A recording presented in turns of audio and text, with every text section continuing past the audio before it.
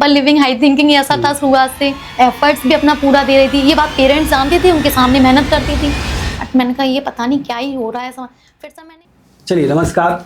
और जैसा आप जानते होंगे, कई सारी जो विद्यार्थी पढ़ाई करते हैं कई बार असफल होते हैं और फिर उनको कहीं ना कहीं एक बार सफलता मिलती है।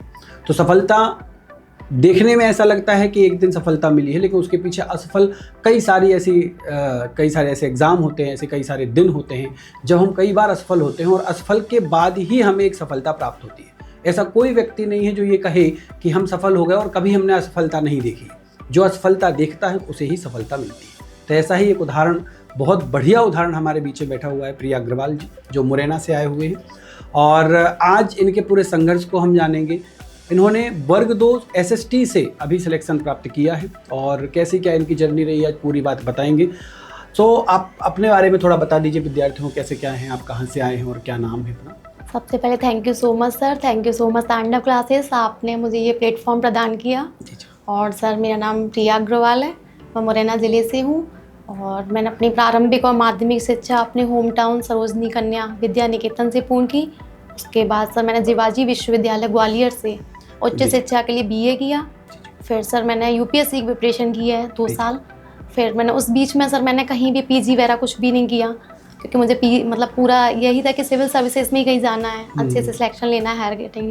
लेकिन फिर सर उसके बाद कुछ ऐसा समय रहा कि नहीं हो पाया, PSC दिया है, UPSC MPPSC। फिर मैंने सर बैकअप प्लान में MA करा और B.Ed वगैरह सब कर लिया था।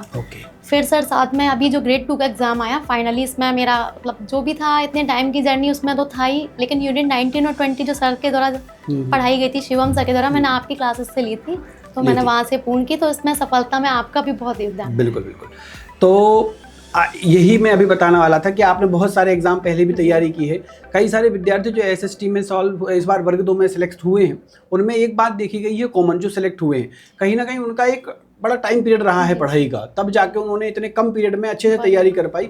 बहुत कम बच्चे ऐसे हैं जो सच में 2 या 3 महीने की प्रिपरेशन के बाद सिलेक्शन ले पाए हैं। कहीं ना कहीं समय इस बार एग्जाम में लगा है। तो आप कहीं UPSC और PSC की तैयारी और कई बार शायद आप इंटरव्यू तक भी पहुँचे हैं। बढ़िया है मैम। तो अपनी इस सफलता का श्रेय आप किसको देना चाहेंगे?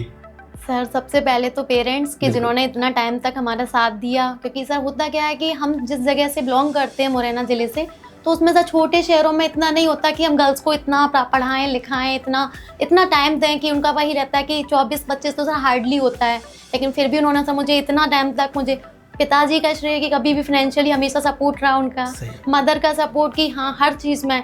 सर एक होता है ना कि मतलब बहुत सारे स्टूडेंट्स बाहर चले जाते हैं, बाहर से प्रिपरेशन करते हैं। मैंने सर क्लासेस कंप्लीट करने के बाद घर पर ही प्रिपरेशन की है, तो घर पर सर मुझे वो एनवायरनमेंट मिला। मेरी सक्सेस में वो साथ हैं तो ठीक है, लेकिन सर मेरे स्ट्रगल में, मेरी फेलियर में वो हमेशा मेरे साथ रहे।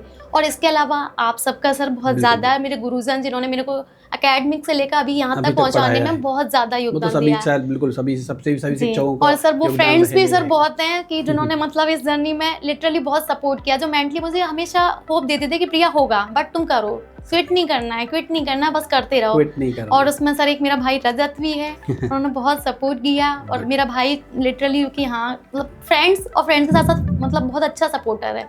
तो विद्यार्थियों को एक बात जानने की हमेशा लगी रहती है, जैसे आपने तैयारी की होगी SST के लिए, तो आपने स्टार्टिंग किस तरीके से किया है? मतलब कैसे नोट्स बनाए, रिवीजन का आपका कैसा क्या वो रहा होगा, एक प्रोसेस कैसे रहा होगा, जिससे आपको ऐसा भी लगा हो कि भाई आखिरी तक एग्जाम जाते जाते तक भी आपको ये लग रहा होगा या नहीं होगा? नोट्स का कैसा क्या, मतलब किस तरीके से प्रिपरेशन किया आपने? एक्चुअली सर आपकी स्ट्रेटजी क्या रही है? सर मेरा ये था कि मेरा हिस्ट्री, ज्योग्राफी, पॉलिटी, इकोनॉमी यही सब था सोशल साइंस में। तो सर वो सर मैंने UPSC में किया रखा था, लेकिन सर फिर भी हर एग्जाम्स का अपना पैटर्न होता है और अपनी हर चीज़ सिलेबस अलग होता है। तो मैंने सर सबसे पहले, मैं कोई भी एग्जाम की प्रिपरेशन करती हूँ तो मेरा सबसे पहला यही फोकस रहता है कि मैं सबसे पहले उसका सिलेबस डाउनलोड करूँ, उसके PYQs देखूँ कि PYQ उसके क्या आए हैं लास्ट ईयर में।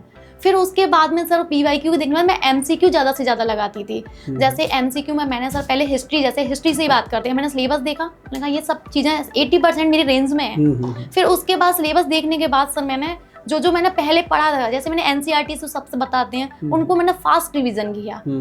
मतलब 2-3 मंथ का ही समय मिला था, ज़्यादा टाइम नहीं मिला था नोटिफिकेशन में। फिर उसको मैंने पूरा एनसीईआरटी रिवीजन मेरा सर हार्डली 25 डेज में हो गया था। उसके साथ साथ मैंने सर 20 डेज में मैंने अपनी घट्टा चक्र जो मैं लगाती आई हूँ उसमें, तो मैंने वो एमसीक्यू सॉल्व किया। फिर मैंने सर जहाँ से टेस्ट पेपर जो भी मिला वो सॉल्व किया, और साथ साथ सर 1-2 सब्जेक्ट साथ में रिवीजन करती है। जो सिलेबस में बदलाव आए थे वो आपने कहीं ना कहीं फिर से वापस पढ़ना पड़ा होगा कि हाँ ये थोड़ा नया नया है। जैसे वर्ल्ड हिस्ट्री एक जोड़ी थी बिल्कुल न्यू, यूनिट 19 और यूनिट 20, तो वो सर पढ़ी थी पर लेकिन सर उतनी अच्छे से नहीं पढ़ी थी। यूपीएससी में सर फैक्चुअल जानकारी ज्यादा चाहिए, यूपीएससी में कंसेप्चुअल। तो सर उसके लिए फिर मैंने सर नाथ पब्लिकेशंस की बुक्स है, पीएसपी की बुक है, उनको अलग से देखा। जैसे अभी आपने बताया कि समय बड़ा कम था, 2 या 3 महीने का था, तो इस समय प्रबंधन के लिए क्या किया होगा आपने? मतलब जैसे आपके पास 5 से 6 सब्जेक्ट तो एटलीस्ट थे ही थे, है ना? तो उनमें किस पे ज्यादा फोकस, क्योंकि पहले तो पता नहीं था कि सब्जेक्ट से कितना ज्यादा आ सकता है कम क्वेश्चन। सर उसके लिए मैं सर खुद ही नहीं, मैं हर एग्जाम के और हर स्टूडेंट्स के लिए यही सजेशन देना चाहूंगी कि हमें पता होता है कि हमारी क्या स्ट्रेंथ है और क्या वीकनेस है। तो मुझे ये पता था कि मेरा हिस्ट्री स्ट्रॉन्ग पार्ट है, तो मैंने उसको थोड़ा कम टाइम दिया। लेकिन मुझे लगा कि मेरी इकोनॉमी थोड़ा वीक है, काफी टाइम से नहीं देखी, तो मैंने उसको ज्यादा टाइम दिया। इसके अलावा जब मैंने वर्ल्ड हिस्ट्री, मुझे लगा कि हिस्ट्री में मेरा वर्ल्ड हिस्ट्री थोड़ा वीक जाएगा क्योंकि नहीं पढ़ा, तो मैंने उसको ज्यादा टाइम दिया। तो सर जो हमारा स्ट्रेंथ है उसको थोड़ा कम टाइम, वीकनेस है जो उसको ज्यादा टाइम देगा। और साथ साथ डेली अगर हमारा सर एग्जाम का पैटर्न रिटर्न है तो रिटर्न प्रैक्टिस करना है, अगर एमसीक्यू है तो हमें एमसीक्यू ही लगाना है। तो मैंने यही अपनी स्ट्रेटेजी फॉलो की। जैसे अगर मान लो एक विद्यार्थी आज तैयारी करता है, क्योंकि अभी तो नोटिफिकेशन का ऐसा है नहीं, 1 साल लगेगा करीब करीब, है ना, पूरे पेपर के पूरी प्रोसेस होने में, क्योंकि पोस्ट बहुत सारी खाली है। तो अगर एकदम नया बच्चा आज तैयारी करना चाहता है वर्ग 2 की, एसएसटी है, मैथ से कोई भी है, तो उसको आप क्या बताना चाहोगे? किस तरीके से शुरुआत, जैसे आपने अभी एक नाम लिया था एनसीईआरटी, वो हम लोग भी बोलते हैं कि भाई पढ़ना जरूरी है, तो उसके लिए क्या स्टेप आप बोलोगे, किस स्टेप से जाओगे तो एक तैयारी के कगार पे पहुंच जाओगे? सबसे पहले तो ये कि सर हमें ये नहीं सोचना है कि जब एग्जाम आएगा, नोटिफिकेशन आएगा, हम तब पढ़ेंगे। अगर हम ऐसा सोचते हैं तो सर हमारी रणनीति ही गलत है, तो हम एग्जाम ही क्वालिफाई नहीं कर पाएंगे।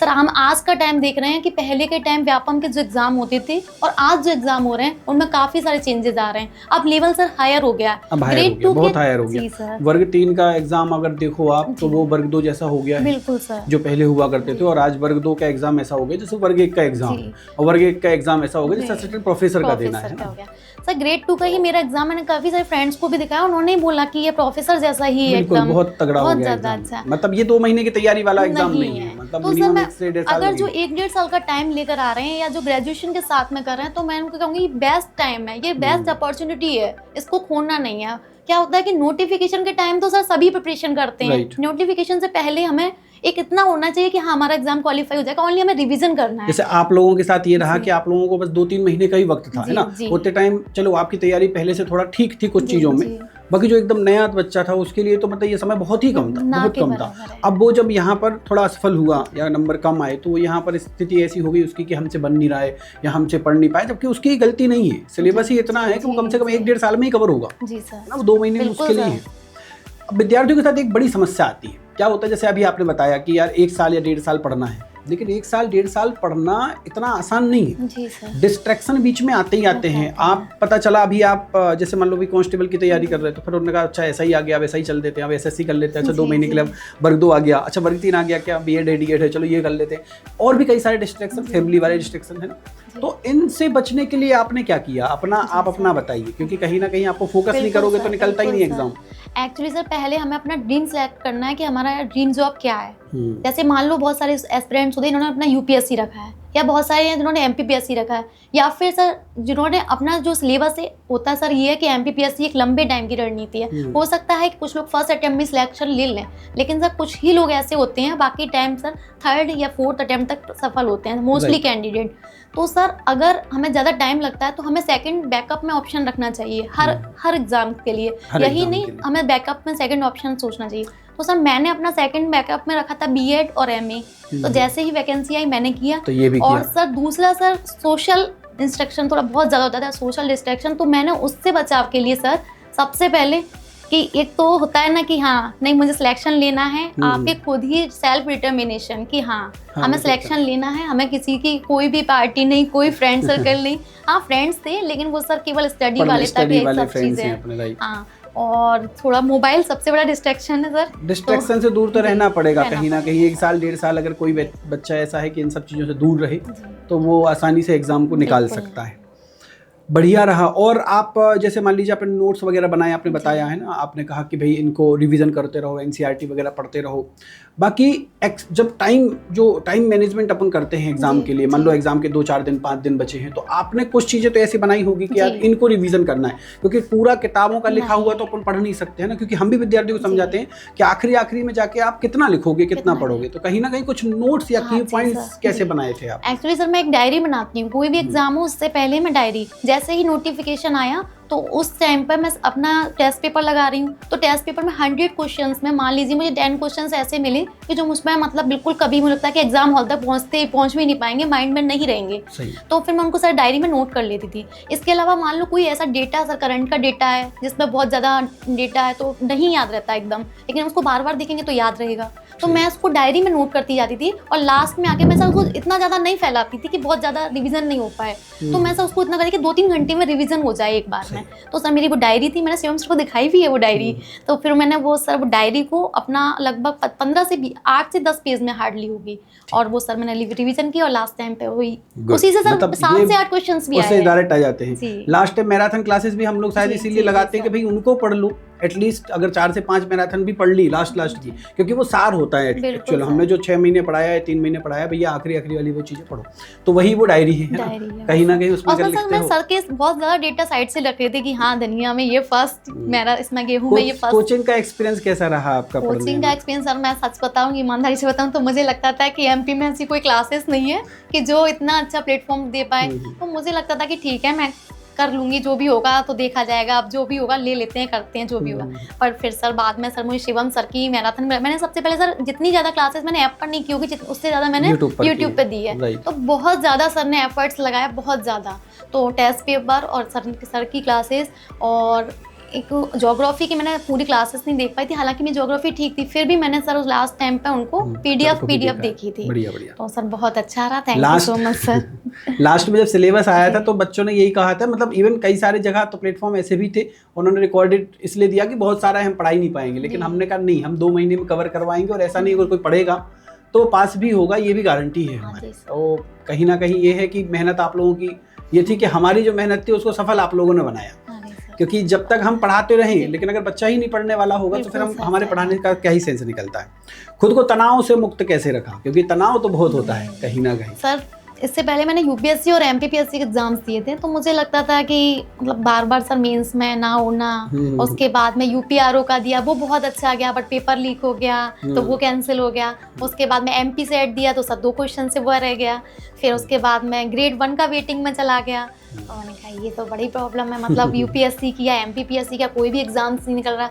सर मैं मुझे आज भी याद है कि मैं मतलब बहुत रोई थी उस दिन, बहुत ज़्यादा। मुझे लगा कि मेरे हाथ में कुछ भी नहीं है, इतने टाइम से मैं एफर्ट।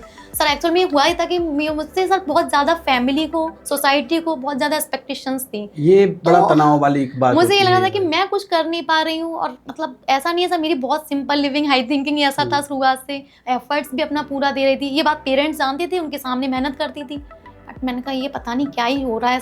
फिर सर मैंने 1-1 घंटे की टीचिंग भी करती रही साथ साथ, जो प्राइवेट सेक्टर में, जिससे थोड़ा सा अपने आप को थोड़ा तनाव मुक्त रहूँ। फिर सर उसके बाद मुझे लगा कि नहीं, करना है जो भी कुछ है, और इन्हीं असफलताओं से ही मैंने सर सफलता प्राप्त की है। राइट। तो बस सर इसी तरह से होता गया, सब कुछ होता गया, बस धीरे धीरे करके सफलता मिलती चली गई।